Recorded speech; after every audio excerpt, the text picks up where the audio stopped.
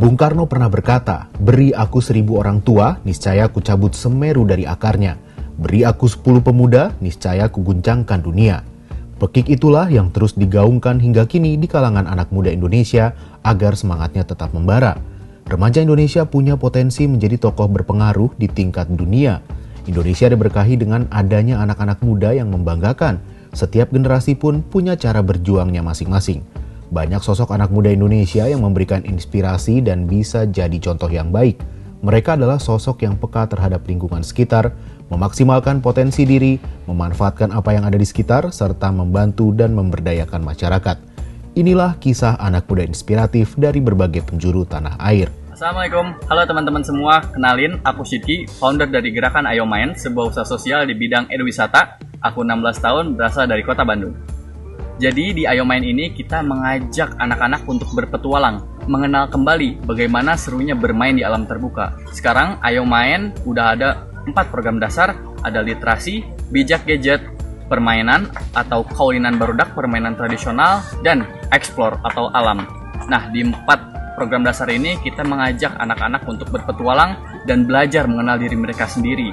Nah, sekarang Ayo Main udah punya cabang di 2 kota, di kota Bandung dan kota Garut, dan insya Allah akan ada di kota Bogor dan di Kabupaten Garut juga loh. Jadi teman-teman yang ingin ikut salah satu camp yang diadakan oleh Ayo Main bisa stay tune terus di Instagram Ayo Main Sailor.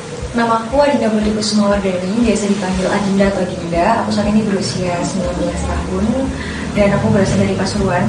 Aku juga seorang mahasiswi jurusan Hubungan Internasional di salah satu PTN. Inovasi yang aku sama tim buat adalah inovasi dari pohon mangrove, yaitu berupa mokaro sebagai penyetus pertama, kopi mangrove. Di mana kita ada slogan yaitu coffee no caffeine, di mana tidak mengandung kata kopinya. Dan ternyata setelah kita teliti dari jurnal internasional atau juga nasional, itu ada pohon mangrove untuk di beberapa jenis itu bisa dikelola. Kita bisa jadi olahan buat kudapan, ada yang buat teh daunnya, darat Makassar, atau juga buat yang lain-lain. Dan kita baca di jurnal internasional itu kalau buah mangrove itu, buahnya itu bisa jadi kopi mangrove. Nah di situ kita nyoba deh di Indonesia karena masih nggak ada gitu.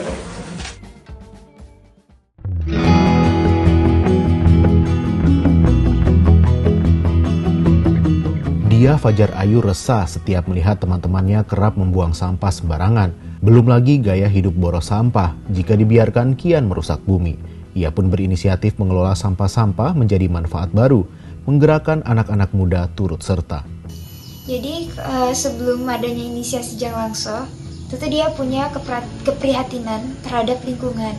Kayak zaman sekarang tuh banyak anak muda yang tidak peduli terhadap, mereka sering membuang sampah sembarangan di tempat umum, terus di lingkungan sekolah ataupun kampus, dan juga masyarakat juga bahkan kurang adanya kayak inisiasi untuk gotong royong. Nah, maka dari itu keprihatinan dia terhadap sampah tadi yang membuat dia ingin buat suatu gerakan, kita peduli terhadap lingkungan, kita juga mengurangi adanya mengelola limbah-limbah sampah tadi itu untuk jadi suatu karya yang bermanfaat. Serafin Kristabella Beatricia mendirikan Karsa Cita yang merupakan komunitas non-profit yang bergerak sebagai wadah inspiratif bagi para pejuang mimpi dalam mengembangkan diri dan menyuarakan kedamaian atas isu kesehatan mental generasi muda. Jadi motivasi awal aku untuk membangun Karsa Cita itu sebenarnya simple, adalah self-awareness aku sendiri di bidang kesehatan mental. Jadi aku merasa bahwa kesehatan mental ini masih sedikit orang yang kayak aware tentang itu dan sedikit orang yang menganggap itu tuh penting gitu. Jadi aku waktu COVID ini merasa bahwa karena COVID kan pembatasan sosial ya, sedangkan orang-orang itu kayak butuh yang namanya kumpul sosial. Nah dari kumpul sosial ini kayak mereka tuh merasa pembatasannya, mereka tuh merasa kayak sendirian. Dan akhirnya aku merasa bahwa aku harus membuat sesuatu, aku harus membawa anak-anak di luar sana supaya mereka itu tidak merasa sendirian dengan membuat Karsa Cita, platform Karsa Cita ini, supaya at least Karsa Cita ini bisa menjadi teman bagi mereka atau rumah bagi mereka yang sebelumnya merasa sendirian dan sebelumnya merasa bahwa mereka tuh kayak stres sendiri, akhirnya mereka punya teman. Mereka baru sebagian dari sekian banyak anak Indonesia yang punya segudang prestasi dan inspirasi bagi banyak orang.